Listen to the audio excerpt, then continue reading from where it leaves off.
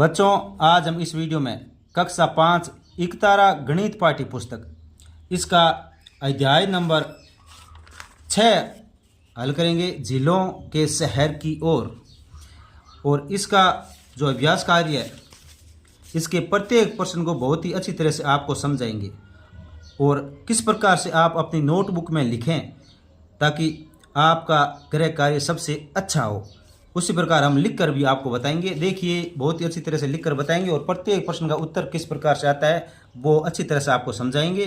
तो हम शुरू करते हैं। इसका प्रश्न नंबर 1, सही उत्तर छांटिए। इसमें 26,845 भाग 59 बराबर 455 में भाज्य का मान क्या है। तो देखिए, हमने इन्हीं प्रश्नों को सबको क्रम वाइज लिख रखा है और इसी प्रकार आप अपनी नोटबुक में लिखते जाएं। देखिए, 26,845 इसमें 59 का भाग देना है और इसका उत्तर आएगा 455। तो इसमें यह बताना है कि भाज्य का मान क्या है। इसमें भाज्य कौन सा है, ये भाज्य होगा, ये होगा, ये होगा। तो इसका आपको अच्छी तरह से समझना होगा कि भाज्य क्या होता है।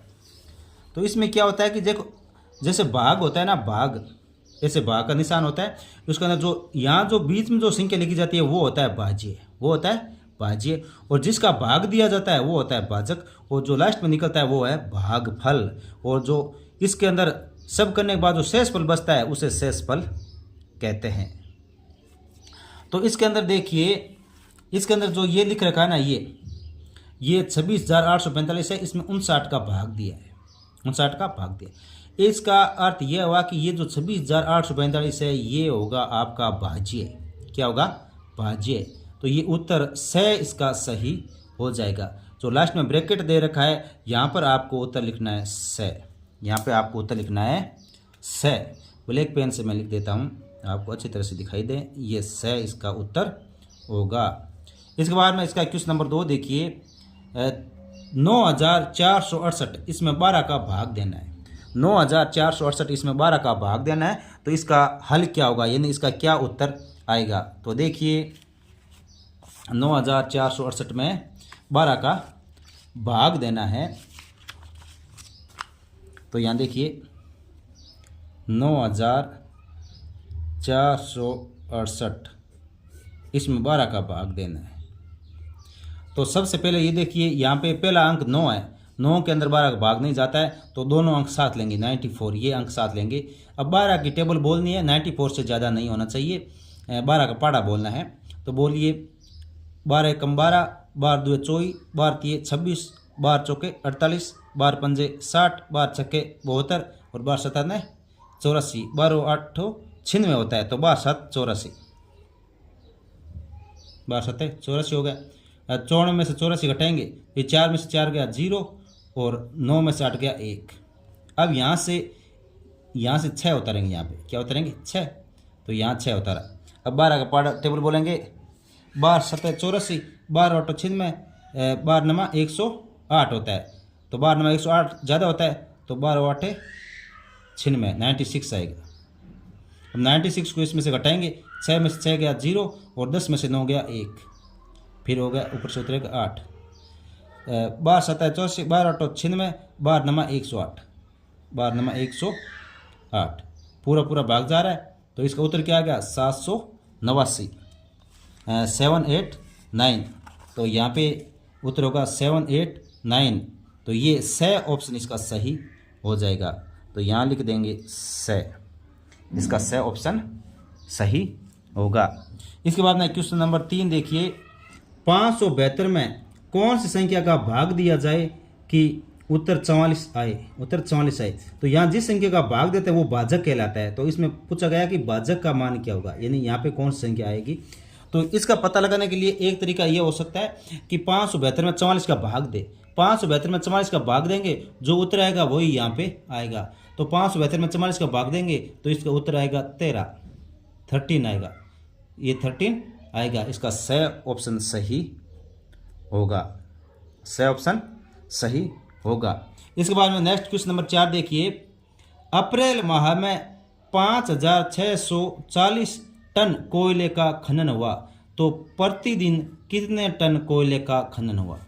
यानी अप्रैल माह में दिन होते हैं 30, अप्रैल माह में दिन होते हैं 30, तो 5640 में 30 का भाग देंगे, 30 का भाग देंगे तो ये उत्तर आ जाएगा।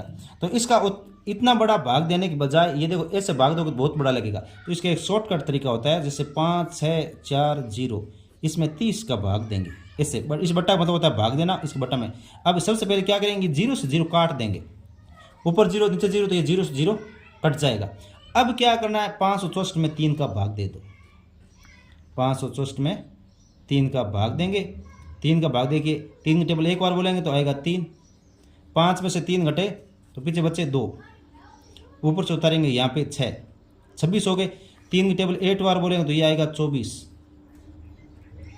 यहाँ इसका अंतर हो गया 2, ऊपर से उतारेंगे 4, ऊपर से उतारेंगे 4, 3 की टेबल 8 बार बोलेंगे तो आएगा 24, यानी 188 उत्तर आ जाएगा, 188 उत्तर आ जाएगा।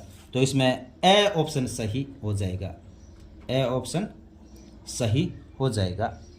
इसके बारे में नेक्स्ट क्वेश्चन नंबर 5 देखिए, कौन सी संख्या 9 से पूरी पूरी विभाजित है, कौन सी संख्या 9 से पूरी पूरी विभाजित है।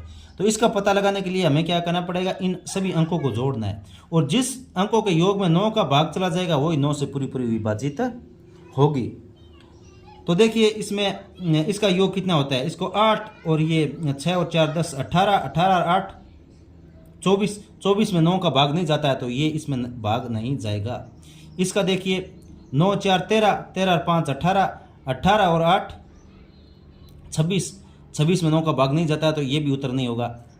इसमें देखिए 7 और 4 11, 11 और 6 17, और 17 और 8 25, इसमें भी 25 में भी 9 का भाग नहीं जाता है तो ये भी उत्तर सही नहीं होगा। और इसका देखिए 9 6 15, 15 4 19, और 19 और 8 27, और 27 में 9 का भाग जाता है तो ये ऑप्शन आपका द, इसका उत्तर सही हो जाएगा। तो यहाँ लिख दीजिए द।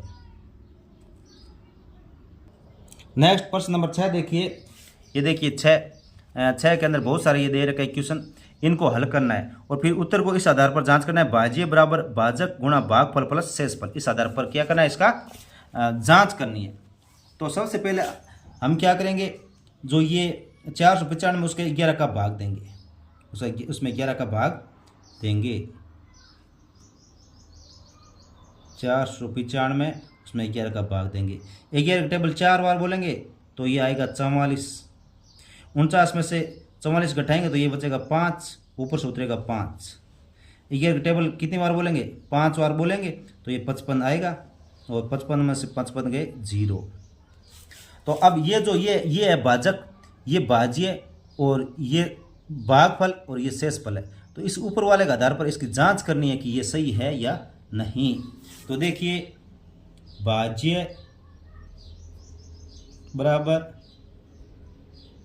भाजक गुणा भागफल प्लस शेषफल, इस आधार पर इसको चेक करेंगे। तो देखिए भाज्य, इसमें भाज्य कितना है, 495, 495, भाजक 11, भागफल 45, और शेषफल इसमें क्या है 0, तो 0। अब देखिए ये 495 का 495 लिखेंगे, 45 को 11 से गुणा करेंगे तो ये भी आएगा 495, ये भी आएगा 495, तो ये इसका उत्तर सही है। इसकी जांच करनी है तो भाज्य बराबर भाजक भागफल और शेषफल इनका गुणा करेंगे तो ये भी 495 आएगा, तो ये उत्तर की जांच हो जाएगी। इस प्रकार क्वेश्चन नंबर 2 देखिए, 1092 उसमें 14 का भाग देना है, उसमें 14 का भाग देना है, तो ये 1092 उसमें 14 का भाग देना है। तो हम सबसे पहले क्या बोलेंगे, 14 की टेबल बोलेंगे, और 14 की टेबल हम 7 बार बोलेंगे तो ये 98 आएगा, 98। 109 में से 98 घटाएंगे तो ये आएगा 11, और फिर ऊपर से 2 उतारेंगे। अब 14 का टेबल बोलेंगे और 8 बार बोलेंगे 14 का टेबल तो ये 112 आएगा, 112 में से 112 गया 0। अब हम इसकी चेक करेंगे, भाज्य बराबर भाजक गुणा भागफल प्लस शेषफल। तो भाज्य कितना है 1092, और भाजक 14, भागफल 78 और शेषफल 0, शेषफल 0। अब ये 1092 और 14 को 78 से गुणा करेंगे तो ये भी आएगा 1092। तो ये भाज्य बराबर भाजक भागफल और शेषफल बराबर आ जाएगा। अब इसका नेक्स्ट देखिए 1280 भाग 16, यानी 1280 है, उसमें 16 का भाग देना है, 16 का भाग देना है। तो 1280 में 16 का भाग देंगे तो ये 2-3 संख्याओं तक होगा, क्योंकि 16 छोटा है तो ये 3 संख्या लेंगे, 3 अंक शुरुआत में लेंगे। तो अब इसमें क्या करेंगे, 16 के टेबल बोलेंगे, 8 बार बोलेंगे तो ये 128 आएगा, 128। तो 128 में से 128 गया, क्या बचा 0। अब ऊपर से 0 उतरेगा यहाँ पे, तो ये 0 आ गया। जैसे ये 0 उतरा और आगे कोई संख्या नहीं है तो ये एक भाग टूटने का, यहाँ पे एक 0 और लग जाएगा। तो यहाँ हो गया 80 और शेषफल हो गया 0। यहाँ ध्यान रखना, लास्ट में एंड में ये 0 उतरता है और आगे कोई संख्या नहीं है तो एक 0 लगा देंगे, एक 0 यहाँ पे लगेगा।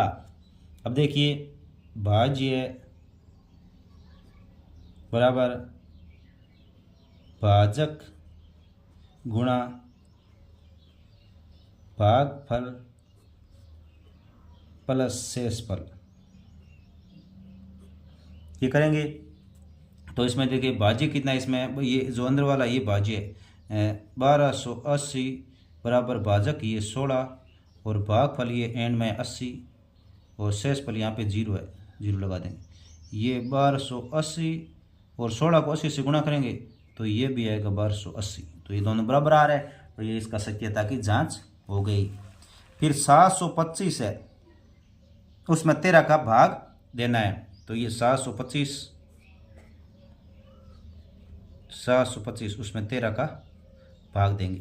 तो सबसे पहले 13 के टेबल बोलेंगे 5 बार, तो ये आएगा 65। 72 में से 65 घटाएंगे तो ये बचेगा, 72 में से 65 घटाने पर ये बचेगा 7 और ऊपर से उतरेगा 5, ऊपर से उतरेगा 5। अब इसके अंदर 13 के टेबल बोलेंगे 5 बार, तो ये आएगा 65। यहाँ शेषफल बच जाएगा 5, यहाँ शेषफल बच जाएगा 5 नहीं 10, यहाँ शेषफल बच जाएगा 10, ये शेषफल बच गया 10। अब ये यही सेम नियम लगाना है यहाँ पे, भाज्य बराबर भाजक गुणा भागफल प्लस शेषफल। भाज्य 725, भाजक 13, भागफल 55 और शेषफल 10। ये 725 13 को 55 से गुणा करेंगे, 1355 से गुणा करेंगे तो ये आएगा 715 और प्लस 10 शेषफल। तो इस तरफ 725 और 715 में 10 जोड़ेंगे तो ये भी हो जाएगा 725, ये बराबर आ जाएगा।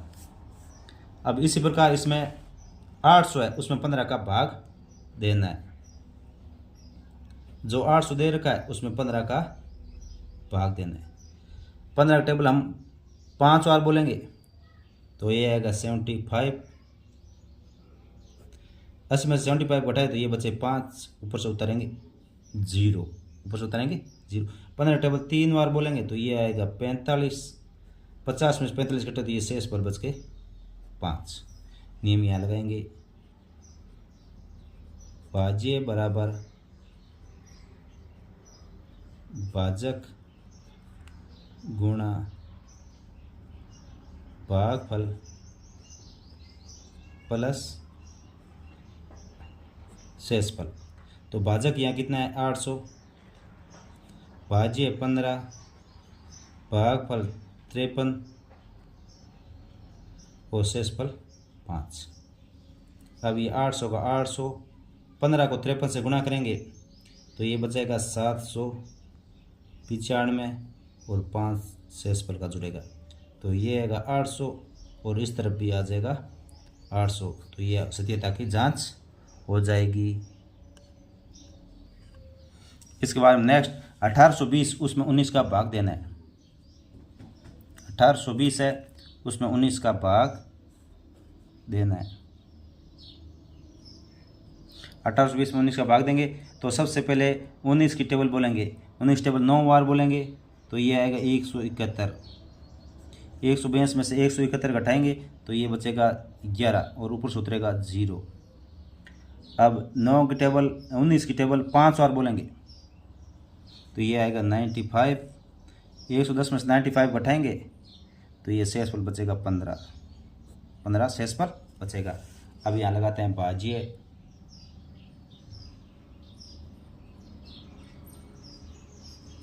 बराबर भाजक गुणा भागफल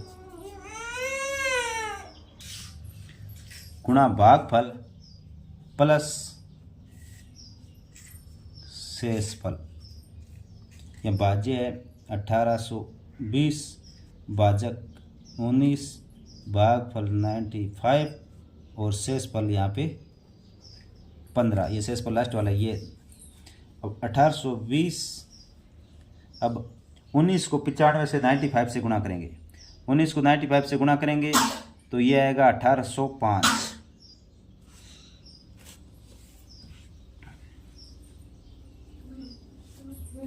और उसमें 15 जोड़ेंगे तो ये आएगा 1820 और ये भी आएगा 1820। ये दोनों बराबर आ रहा है तो ये हमारी सत्यता की जांच हो गई। अब इसके बाद में क्वेश्चन नंबर 7 देखिए, बहुत ही अच्छा क्वेश्चन है, अच्छी तरह से इन्हें करें। देखिए, प्रश्नों के हल को जांचकर सही व गलत का चिन्ह लगाइए। यानी इसमें जांच करना है कि कौन से का उत्तर ये सही आ रहा है, किस में सही भाग दिया गया है। तो सबसे पहले 15 में देखिए, इसमें 5 का भाग करेंगे हम। सबसे पहले 5 का भाग देखिए, 5 की टेबल एक बार बोली तो 5 आ गया, 5 में से 5 क्या 0। अब ऊपर से उतरा 1 में 5 का भाग नहीं जाएगा तो ऊपर से 1 5 और उतरेगा। जैसे ही 5 दूसरी बार 5 उतारेंगे तो यहाँ 0 लग जाएगा। यहाँ पे क्या लगेगा 0 लगेगा। यहाँ इसके और इसके बीच में 0 आना चाहिए और वो 0 यहाँ पे लिखा हुआ नहीं है। इसका अर्थ यह है कि जो ये पहले वाला है ये गलत है। तो इस पर जहाँ गलत है उसके ऊपर क्या लगाना है, क्रॉस का निशान लगाना। तो ये पहले वाला है ये गलत है। क्वेश्चन नंबर 2, 7 का भाग देना है 763 में। तो 7 की टेबल एक बार बोला 7 में 7 गया 0। अब ऊपर से उतरा 6 में 7 का भाग नहीं जाता है तो ऊपर से उतरा 3, 6 और 3 63 हो गए। अब क्या है, जैसे ही दूसरी संख्या उतरेगी तो ऊपर लगेगा 0, तो ये 0 लगा हुआ सही है। अब 7 की टेबल 9 बार बोलेंगे तो ये 63 आएगा, तो 9 ऊपर लिख दिया सही है। और 63 में 63 गया 0, तो ये जो आपका सेकंड है ये सही होगा। इसके बाद में प्रश्न नंबर 8 देखिए, यदि एक बस में अधिकतम 50 सवारी बैठती है, एक बस में अधिकतम 50 सवारी बैठती है तो बताइए। अब इसका ये आगे ऑप्शन 3 प्रश्न दे रखे हैं, इनको क्या करना है, हल करना है कि 250 व्यक्तियों के लिए कितनी बसों की आवश्यकता होगी। यानी एक बस में 50 सवारी बैठती है अधिकतम, तो 250 यानी 250 व्यक्तियों के लिए कितनी बसों की आवश्यकता होगी। तो हम क्या करेंगे, 250 में 50 का भाग देंगे, 50 का भाग देंगे, जो उत्तर आएगा उतनी बसों की आवश्यकता होगी। तो ये देखिए, एक बस में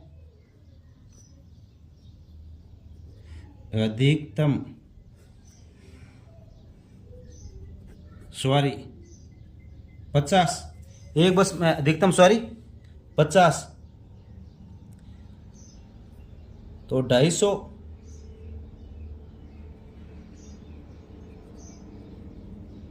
व्यक्तियों के लिए बसें चाहिए। तो हम क्या करेंगे, जो 250 है उसमें 50 का भाग देंगे, 50 का भाग देंगे। तो भाग देने का जो बेसिक तरीका आप वैसे कर सकते हो, नहीं तो डायरेक्ट इसका भाग लग सकता है। जैसे देखिए 0 से 0 कट जाएगा। अब 25 है, 25 में 5 का भाग कितनी बार जाएगा, 5 बार जाएगा, 5 बार जाएगा। तो ये 5 बसों की आवश्यकता होगी, 5 बसें, 250 व्यक्तियों के लिए 5 बसों की आवश्यकता होगी। तो ये 5 इसका उत्तर आ जाएगा। इसका देखो डायरेक्ट उत्तर 250 है, उसमें 50 का भाग देंगे तो ये 0 से 0 कट गया। 25 में 5 का भाग कितनी बार जाएगा? 5 बार जाएगा, तो ये 5 इसका उत्तर आ जाएगा। नहीं तो आप जैसे वो बेसिक तरीका है उस हिसाब से कर सकते हो। इसका प्रश्न नंबर 2, 8 बसों में अधिकतम कितनी सवारी बैठ सकती है? एक बस में कितनी सवारी बैठ सकती है? एक बस में देखिए, एक बस में लिखा है 50, तो 8 में कितनी बैठेगी? तो हम इसका उत्तर देखिए, एक बस में सवारी बैठती हैं, एक बस में 50, 8 बसों में सवारियां बैठेगी। 8 बसों में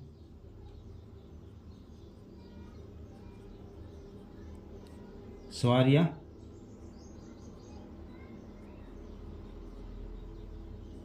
बैठेगी। इसके लिए क्या करना पड़ेगा? 50 को 8 से गुणा करेंगे, 50 को 8 से गुणा करेंगे और 50 को 8 से गुणा करेंगे तो ये आ जाएगा 400, यानी 400 सवारियां बैठेगी। अब प्रश्न 8 का तीसरा देखिए, यदि एक जीप में 10 सवारी बैठती है तो 3 बसों की सवारी कितनी जीपों में बैठेगी? एक जीप में सवारी, इसका उत्तर लिख रहे हैं, आगे उत्तर लिख दीजिए। एक जीप में सवारी,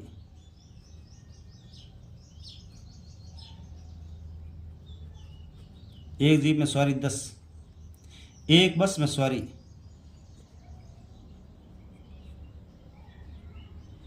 एक बस में सवारी कितनी थी? 50 दे रखी है, 50, तो 3 बसों में सवारी,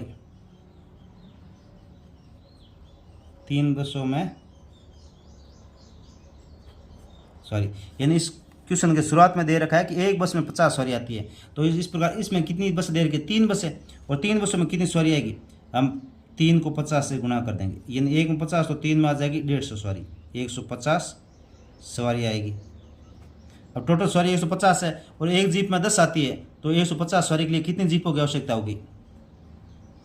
150 सवारी के लिए जीपों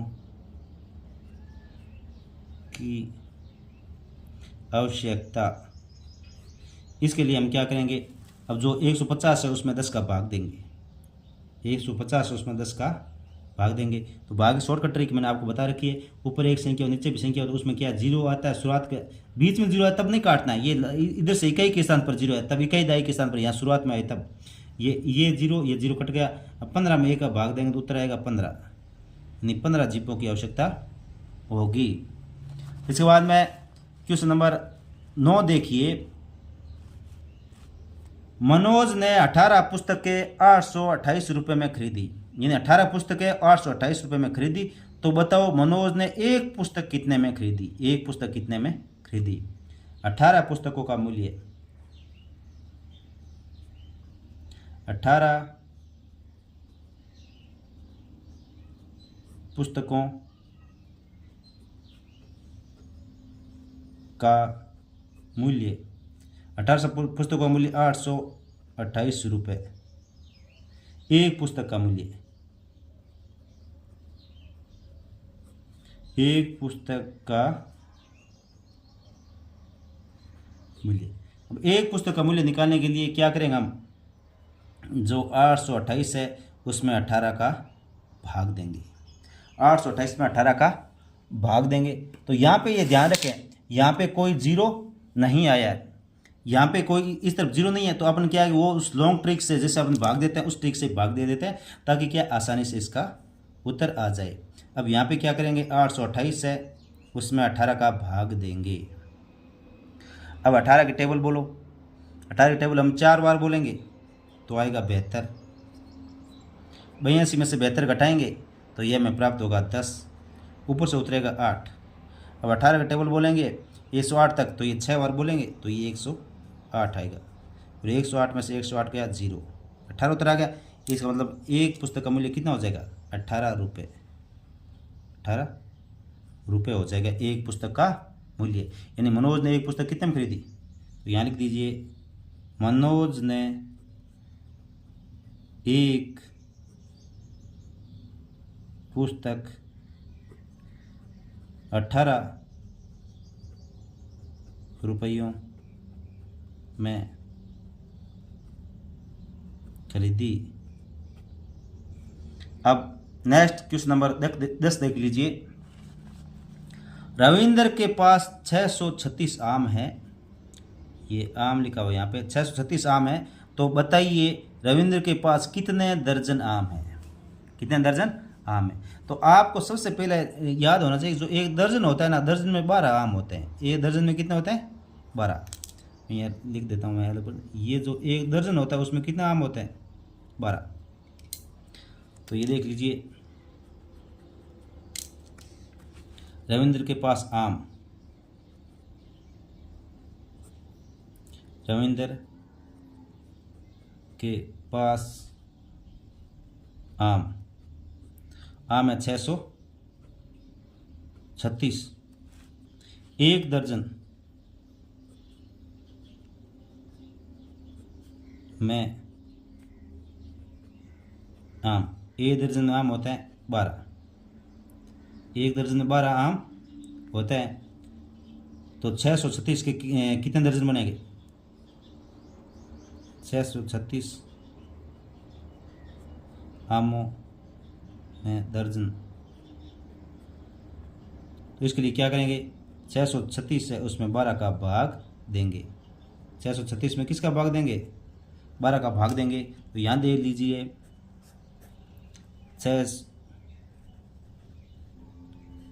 636 लिखा और 12 यहाँ बार लिखा। 12 के टेबल बोलेंगे तो ये कितनी बार बोलेंगे? 12 के टेबल 5 बार बोलेंगे तो आएगा 60। 63 में से 60 घटाइए, बचा 3, फिर ऊपर से उतरेगा 6। 12 के टेबल 3 बार बोलेंगे तो ये आएगा 36 और ये 0 बचा। तो इसका अर्थ यह हुआ कि ये 53 दर्जन होंगे। कितने दर्जन होंगे? 53 दर्जन।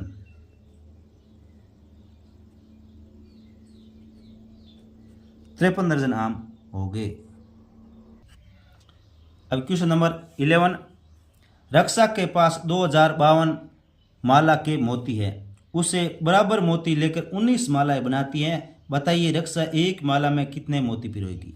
यानी टोटल 2052 मोती है और उसे 19 मालाएं बनानी है, तो एक माला में कितने मोती आएंगे। तो देखिए कुल मोती,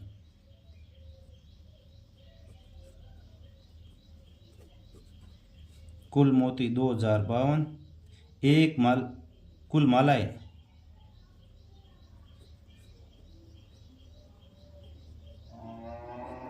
मालाएं बनेगी 19। टोटल ये कितने मोती, इतनी माला बनेगी, तो एक माला में मोती, एक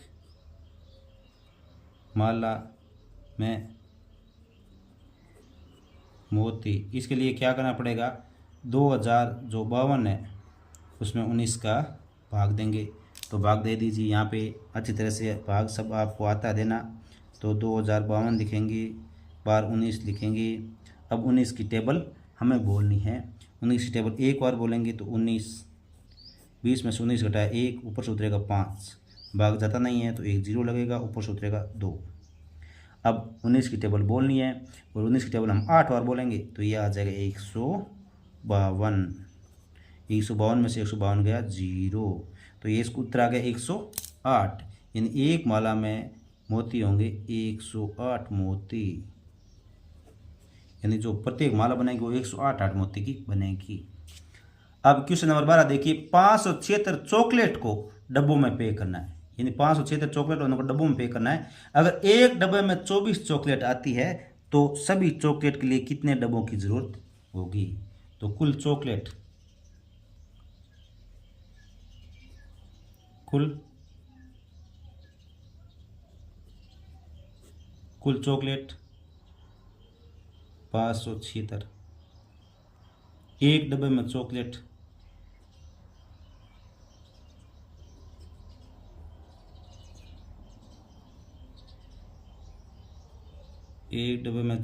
आती है, एक डब्बे में चॉकलेट आती है 24। तो 576 के लिए 576 चॉकलेट के लिए डब्बों की आवश्यकता, 576 चॉकलेट के लिए डिब्बों की आवश्यकता। तो हम क्या करेंगे, जो 576 है उसमें 24 का भाग देंगे, 576 में 24 का भाग देंगे। तो यहाँ दे लेते हैं भाग, इधर ये जगह पड़ी है अपने पास, यहाँ पे 576 और उसमें 24 का भाग देंगे। 24 की टेबल 2 बार बोलेंगे तो ये आएगा 48, 2 बार बोलने पर आएगा 48, या शेषफल बचेगा 9, ऊपर से उतरेगा 6। 24 का टेबल 4 बार बोलेंगे तो ये आएगा 96, ये 0। तो ये क्या आ गया, 24 हमारा आंसर आया। तो 24 डब्बों की आवश्यकता होगी, 24 डब्बे। अब इसके बाद में क्वेश्चन नंबर 13 देखिए।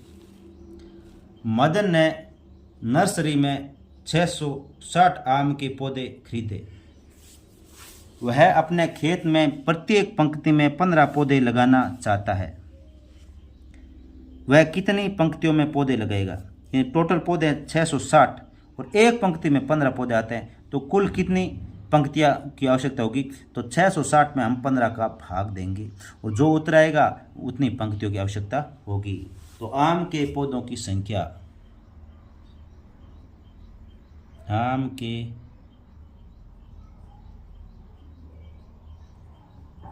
पौधों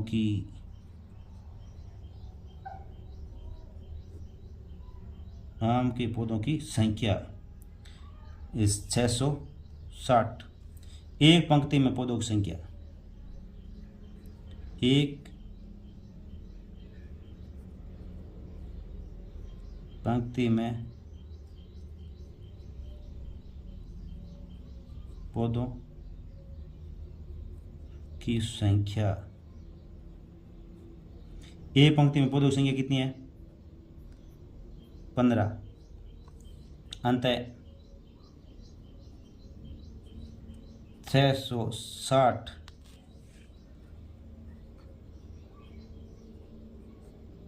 पौधे लगाने हेतु आवश्यक पंक्तियां।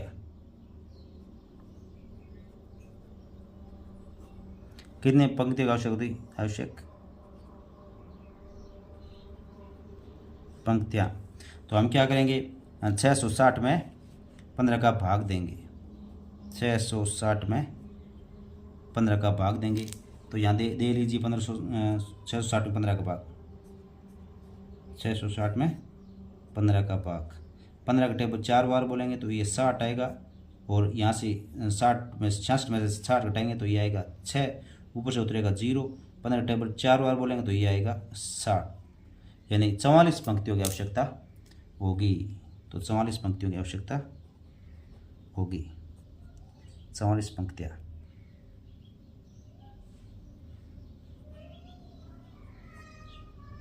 क्या आपको उत्तर हो जाएगा? 44 पंक्तियाँ उसका उत्तर आ जाएगा। अब देखिए प्रश्न नंबर 14। टीम फर्स्ट के 6 खिलाड़ियों में 150 किलो को बराबर बांटा जाता है, जबकि टीम 2 के 6 खिलाड़ियों में 192 किलो को बांटा जाए। तो बताइए किस टीम के खिलाड़ियों को ज़्यादा किले मिलेंगे और कितने ज़्यादा मिलेंगे? तो देखिए पहले टीम में प्रत्येक खिलाड़ी को कितने किले मिलेंगे और दूसरी टीम में प्रत्येक खिलाड़ी को कितने किले मिलेंगे, और फिर हम इसमें दोनों का अंतर ज्ञात करेंगे। तो देखिए टीम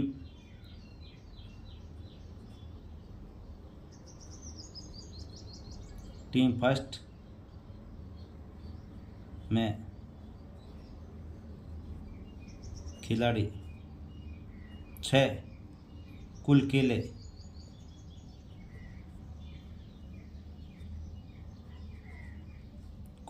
150, प्रत्येक खिलाड़ी को केले मिलेंगे, प्रत्येक खिलाड़ी को केले मिलेंगे। इसके लिए क्या करना पड़ेगा, 150 है उसमें 6 का भाग देंगे। तो 150 में हम 6 का भाग देंगे तो ये हमारा उत्तर आएगा 25, यानी प्रत्येक के खिलाड़ी को 25 केले मिलेंगे। अब देखिए टीम 2, इसी के साथ हम यहाँ लिख रहे हैं, फिर आपका उत्तर नेक्स्ट उत्तर यहाँ लिख देंगे। अब टीम नंबर 2,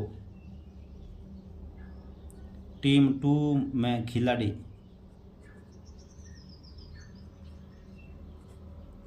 टीम 2 में 6 खिलाड़ी, कुल केले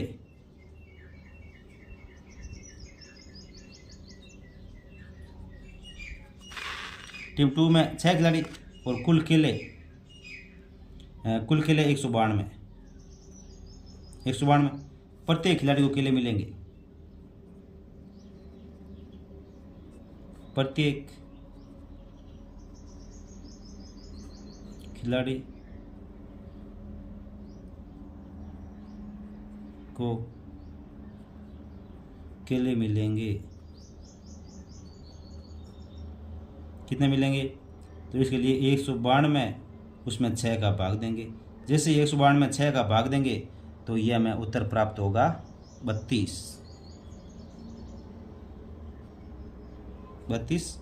केले। तो ये देखिए टीम फर्स्ट के 25, प्रत्येक खिलाड़ी को 25 केले, और टीम 2 के प्रत्येक खिलाड़ी को 32 केले मिलेंगे। तो किस टीम के खिलाड़ियों को केले ज़्यादा मिलते हैं, टीम 2 के खिलाड़ियों को केले ज़्यादा मिलते हैं। और कितने ज़्यादा मिलते हैं, तो 32 में से 25 घटाएंगे तो ये 7 केले उतर आएंगे। क्या आएगा, 7। तो अब इसका उत्तर यहीं आप पास में, आपको क्या करना है, नोटबुक में इसके नीचे ही उतारना है। हम यहाँ आपके क्या प्रश्न से थोड़ा दूर हो जाएगा, इसलिए आपके यहाँ पास में लिख देते हैं टीम। अब देखिए टीम 2 के खिलाड़ियों को ज़्यादा केले मिल रहे हैं, तो टीम 2 के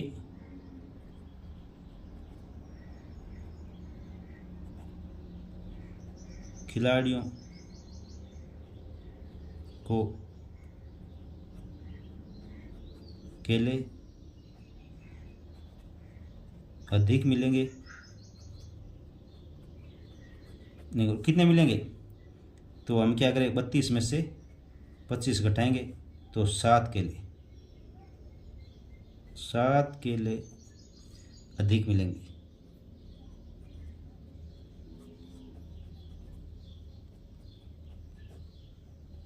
सात केले अधिक मिलेंगे। इसके बाद में क्वेश्चन नंबर 15, एक साधारण बस में 6 सवारियों का स्लूमर जाने का किराया 150 रुपये। यानी एक साधारण सिंपल बस है और 6 सवारी चढ़ते हैं तो उन स्लूमर तक जाने का किराया 150 रुपये ले रहे हैं। जबकि दूरगामी बस में 6 सवारियों को किराया 192 रुपये। लेकिन तेज़ गति से जाने वाली कोई बस है और उसमें वही 6 सवारी चढ़ेंगे तो 192 रुपये लग जाएंगे। तो बताइए किस बस का किराया अधिक व कितना अधिक होगा, यानी कौन सी बस का किराया ज़्यादा लगेगा और कौन सी का कितना अधिक लगेगा। तो देखिए इसको वही, वो जो पहले वाला क्वेश्चन है, जैसे टीम के खिलाड़ियों के लिए मिले वैसे ही ये प्रश्न है। जैसे पहले का उत्तर था सेम टू सेम, वैसा वैसा उत्तर इसके आने की संभावना है। तो देखिए साधारण उत्तर, साधारण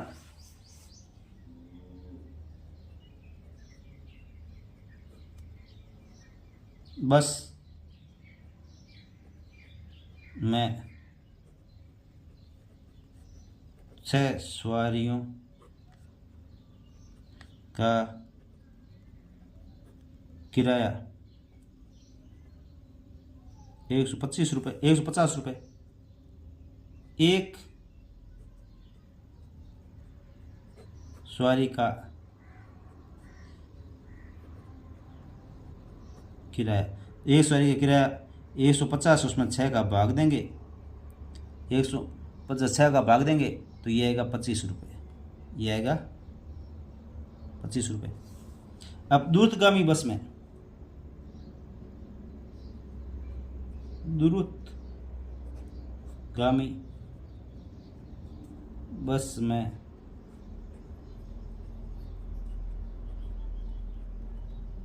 6 सवारियों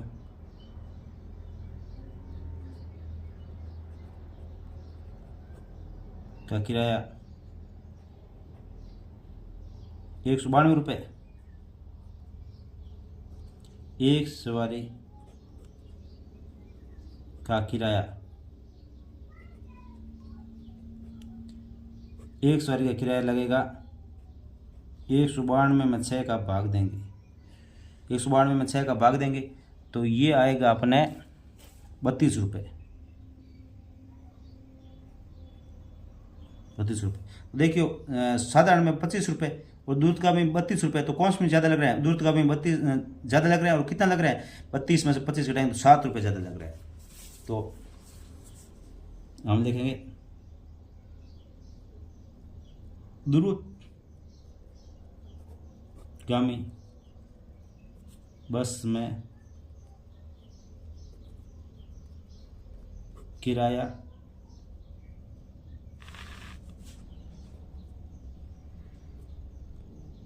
अधिक है, दूरगामी बस में किराया अधिक है। और कितना अधिक है? 32 है, उसमें से 25 घटाएंगे तो 7 रुपये अधिक है। ये इसका उत्तर हो जाएगा। अब क्वेश्चन नंबर 16, यदि 15 साइकिल की कीमत 24,405 रुपये तो बताइए एक साइकिल की कीमत कितनी होगी? देखिए उत्तर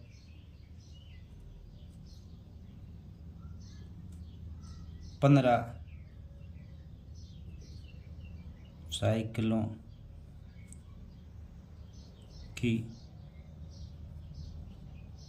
कीमत 24,405, 24,405 रुपये। एक साइकिल की कीमत, एक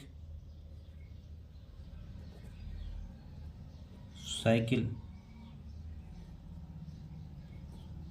की कीमत जो 24,405 है उसमें 15 का भाग देंगे, उसमें 15 का भाग देंगे। और भाग देना आप सबको आता है तो हम यहाँ देख लीजिए, यहाँ भाग दे देते हैं 24,405, उसमें हम किसका भाग देंगे? 15 का भाग देंगे। 15 टेबल एक बार बोला आया 15, 24 में से 15 घटेंगे ये बचेगा 9, ऊपर से उतरेगा 4। अब 15 का टेबल हम बोलेंगे 6 बार तो ये आएगा 90, 54 में से 90 घटाए तो ये बचेगा 4, ऊपर से टेबल उतरेगी 0, ऊपर से उतरेगा 0। 15 टेबल 2 बार बोले तो ये आएगा 30, ऊपर से यहाँ घटाएंगे तो ये बचेगा 10, ऊपर से उतरेगा 5। 15 का टेबल अब 7 बार बोलेंगे तो आएगा 105, यानी 1627 रुपये। कितना आ जाएगा? एक साइकिल की कीमत आ जाएगी 1627 रुपये, 1627 रुपये आ जाएगी एक साइकिल की कीमत। अब इसके बाद में क्वेश्चन नंबर 17 देखिए, दो संख्याओं का गुणनफल 4131 है। दो संख्या का गुणनफल 4131 है। यदि उनमें से एक संख्या 27 है तो दूसरी संख्या क्या होगी? तो इसको ज्ञात करने के लिए हम क्या करेंगे? 4131 में 27 का भाग देंगे तो दूसरी संख्या अपने आप आ जाएगी। तो इसमें एक संख्या नहीं, पहले लिखेंगे दोनों संख्याओं का गुणनफल, दोनों संख्याओं का गुणनफल है वो है 4131। एक संख्या 27, एक संख्या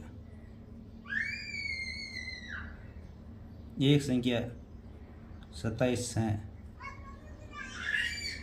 तो दूसरी संख्या के लिए क्या करेंगे? 4131 है, उसमें 27 का भाग देंगे, तो ये हमें प्राप्त हो जाएगी 153। क्या हो जाएगी? 153। तो दूसरी संख्या क्या हो जाएगी? अंत है दूसरी संख्या क्या होगी? 153 होगी। और भाग कैसे दिया तो हमने ये देख लिया, हम दे देते हैं यहाँ पे 27 का भाग देना है और 4131 में 27 की टेबल बोलेंगे, एक बार बोलेंगे तो ये आएगा 27। 41 में से 27 घटाएंगे तो ये बचेगा 14, ऊपर से उतरेगा 3। अब 27 की टेबल 5 बार बोलेंगे तो ये आएगा 135। 143 में से 135 घटाएंगे तो ये बचेगा 8, ऊपर से उतरेगा 1। 27 की टेबल 3 बार बोलेंगे तब आएगा 81 आएगा। तो ये इसका उत्तर आ जाएगा 153। इस बार नेक्स्ट प्रश्न देखिए, एक व्यक्ति का वार्षिक वेतन 65,520 रुपये है, तो प्रति माह उस व्यक्ति का वेतन कितना होगा। तो एक व्यक्ति का वार्षिक वेतन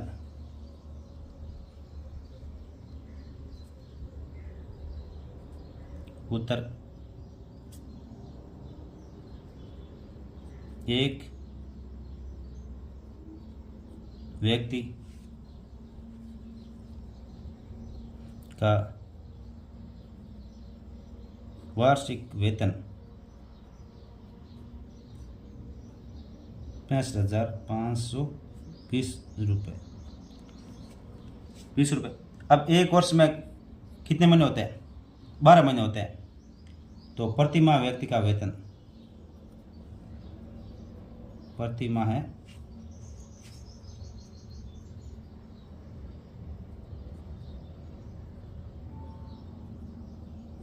व्यक्ति का वेतन, तो 65,520 से उसमें 12 का भाग देंगे। 65,520 है, उसमें 12 का भाग देंगे। जैसे हम 12 का भाग देंगे तो ये उत्तर आ जाएगा 5,460 रुपये। 5,460 रुपये ये प्रतिमाह वेतन होगा। और इसका भाग भी अपन दे सकते हैं, तो देख लीजिए, एक बार भाग देके भी आपको बता देते हैं।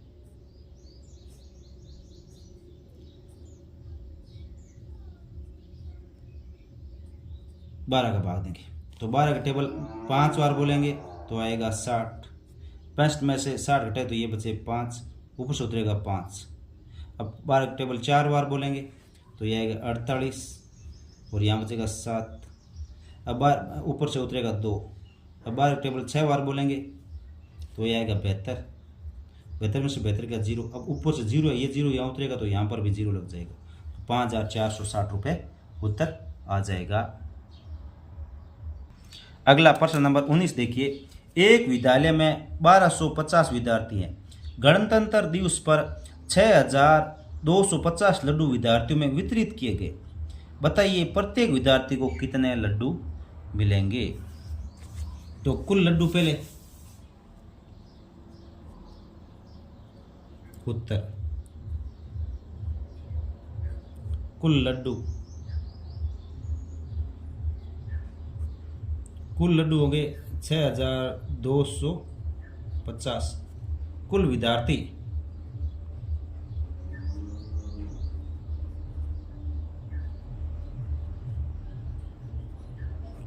कुल विद्यार्थी 1250। प्रत्येक विद्यार्थी को लड्डू मिलेंगे। प्रत्येक विद्यार्थी को लड्डू मिलेंगे। प्रत्येक विद्यार्थी को कितने लड्डू मिलेंगे, तो 6,250, उसमें 1250 का भाग देंगे। 1250 का भाग देंगे तो ये उत्तर आ जाएगा 5 लड्डू।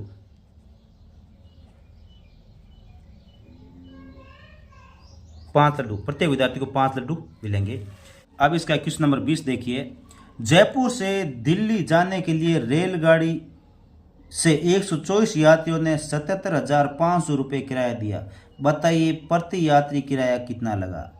यानी टोटल यात्री थे 124 और रुपये दिए 77,500, तो एक यात्री ने कितने रुपए दिए, तो हम 77,000 जो 500 है उसमें क्या करेंगे, 124 का भाग देंगे। ये ध्यान रखना, ये यहाँ 500 है। तो अब देखिए कुल यात्री उत्तर,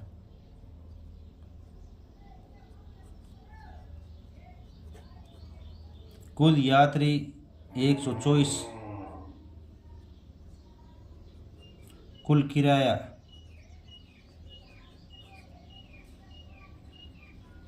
77,500 रुपये। प्रति यात्री किराया, प्रति यात्री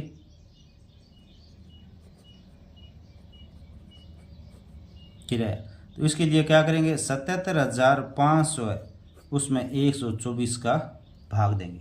77,500 में 124 का भाग देंगे, और ये 77,500 में जैसे 124 का भाग देंगे तो अपना उत्तर आ जाएगा। देख लीजिए, 77,500 में जैसे भाग देंगे 124 का, तो ये अपना उत्तर आ जाएगा 625 रुपये। 625 रुपये ये हमारा किराया आ जाएगा। तो इसी के साथ बच्चों आपका जो ये अभ्यास कार्य है पेज नंबर 45 और 46 ये कंप्लीट हो चुका है। वीडियो को ज़्यादा से ज़्यादा शेयर करें अपने दोस्तों के साथ, फेसबुक, व्हाट्सएप, इंस्टाग्राम, टेलीग्राम, जहाँ पर आपके दोस्त हैं वहाँ पर मैसेज भेज दीजिए। इसके नीचे की तरफ देखिए शेयर बटन लिखा हुआ है, जैसे उस पर क्लिक करोगे तो ये पूरा शेयर हो जाएगा। शेयर कर दीजिए और वीडियो को लाइक ज़रूर करें। धन्यवाद।